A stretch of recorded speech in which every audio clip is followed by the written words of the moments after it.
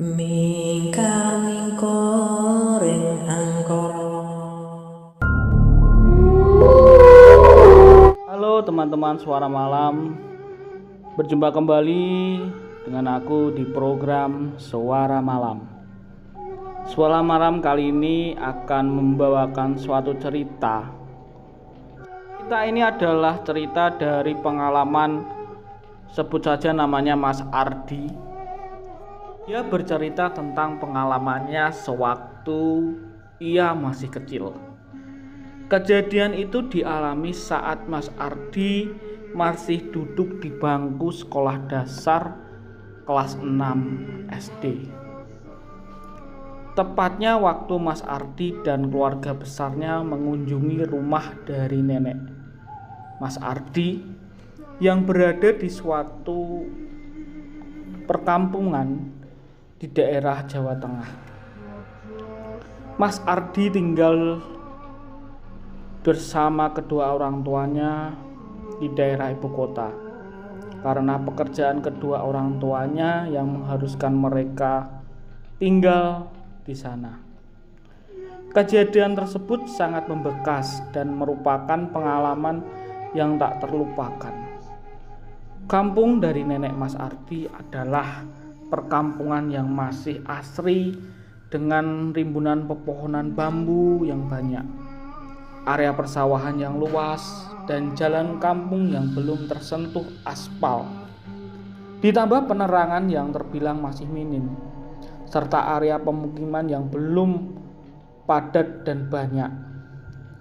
Kebanyakan rumah di kampung nenek Mas Ardi semua masih menggunakan papan kayu jati, menggunakan anyaman dari bambu sebagai dindingnya. Hanya beberapa bangunan rumah yang sudah menggunakan batu bata, itu pun hanya separuh bagian dari rumah. Bentuk bangunan rumah dari nenek Mas Ardi ialah rumah joglo yang cukup besar. Di depan rumah tersebut ada halaman rumah yang luas. Lalu ada tanaman pisang di sisi kanan di depan rumah. Di sisi kiri ada rimbunan pohon bambu. Di belakang rumah ada area pesawahan yang luas. Di dekat pohon bambu ada sumur, dan sekitar 5 meter dari sumur adalah kamar mandi dan WC. Mas Ardi bercerita keluarga orang tuanya adalah keluarga besar dengan 6 saudara. Kebetulan saat itu bertepatan dengan hari raya plus libur sekolah, sehingga semua keluarga besar berkumpul di rumah nenek. Hari pertama saat Mas Ardi menginap, suasana di rumah nenek terasa sangat menyenangkan. Layaknya anak kecil di usianya, Mas Ardi sangat menikmati suasana saat dia berada di rumah neneknya bersama dengan keluarganya berkumpul di tempat itu. Ardi memiliki kebiasaan seringkali bangun pada tengah hari untuk buang air kecil. Dia memutuskan untuk pergi ke WC di samping rumah dekat sumur. Lalu dia membangunkan ibunya yang kala itu sudah tidur di kamar. Mah, bangun mah. Ardi mau pipis, anterin mah. Akhirnya Mama Mas Ardi bangun dan berjalanlah mereka ke WC dari dalam rumah melalui pintu samping. Ardi melewati ruang makan, lalu ada pintu tengah yang menuju arah dapur, lalu jalan ke sebelah kiri menuju pintu arah WC itu berada. Pemandangan di tempat itu tidak begitu terang dan cukup gelap, karena penerangan menuju arah WC tersebut hanya ada lampu bolam ditaruh pada jagak bambu, dan nyala dari lampu itu berwarna kekuningan, menambah suasana menyeramkan tempat itu. Angin terasa sangat dingin dirasakan oleh Mas Ardi. Dengan memberanikan diri, dia berjalan ke WC sendirian, sebab mamahnya hanya menunggu dia di depan pintu samping rumah. WC yang berada di situ berbentuk persegi panjang dengan ukuran kira-kira lebar 1,5 meter lah, dan tinggi kira-kira kurang dari 2 meter. dengan papan kayu yang menjadi dinding dari tempat itu dan atapnya dari genting tanah. Di antara dinding dan atap ada rongga. Bila orang dewasa berdiri, maka akan bisa melihat pemandangan luar dari dalam WC tersebut, lewat daripada rongga itu. Pintu dari kayu dengan grendel kayu pendek sebagai pengunci pintu yang dimasukkan ke dalam lubang dari potongan kayu yang ditempelkan di dinding WC tersebut. Saat Ardi mulai pipis, tiba-tiba dia mencium bau harum yang aneh yang belum pernah dia cium. Mas Ardi menjelaskan setelah dewasa dia baru tahu kalau bau itu adalah bau menyan atau bau dupa. Lanjut saat Ardi mulai mengendus-endus bau tersebut sembari melihat di sekeliling WC.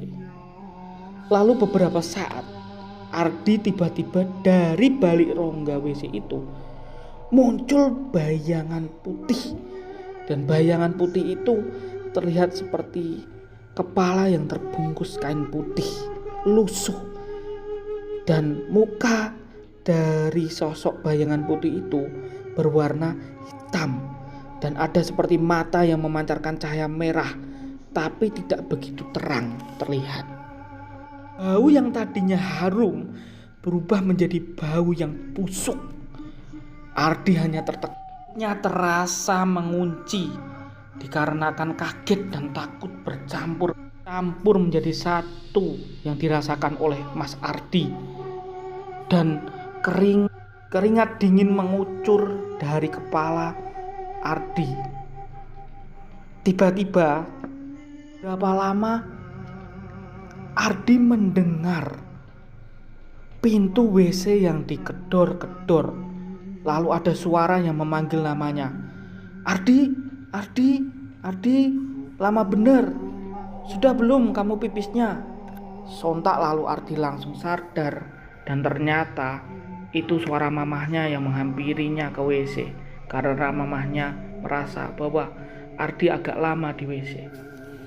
Dengan wajah yang agak pucat, dia kembali melihat ke arah rongga tadi. Tetapi sosok itu sudah tidak ada, dan bau yang tadinya dia cium pun menghilang. Kenapa kamu, Art? Kenapa?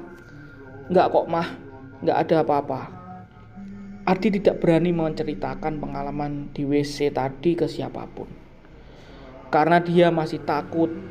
Cerita yang kedua masih dari pengalaman Mas Ardi saat dia di rumah neneknya.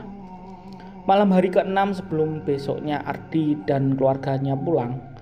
Saat itu tinggal Ardi dan beberapa saudara sepupunya, dikarenakan sudah ada saudara Ardi yang pulang duluan. Akhirnya mereka memutuskan untuk malam itu tidur beramai-ramai di tengah-tengah ruang tamu dengan menggelar kasur kapuk yang diberi tikar di bawahnya. Sore mereka bercanda dan Ardi sudah agak lupa kejadian yang dialami olehnya 4 hari yang lalu. Sore berlalu, kira-kira mereka mulai tidur sekitar jam 10 malam. Di kampung jam-jam segitu sudah sangat-sangat sepi. Hanya terdengar binatang malam seperti jangkrik dan kodok. Tidak ada yang lain, sangat-sangat sepi. Dengan posisi berjajar, Ardi dan saudaranya tidur ditemani dengan bantal serta guling. Lampu mulai dimatikan, hanya lampu tengah dekat ruang makan yang dinyalakan, sehingga suasana ruang tamu menjadi agak gelap. Posisi Ardi berada di barisan kedua saat dia tidur. Di depannya adalah sepupu Ardi yang agak besar, dan di belakang Ardi ada adik Ardi.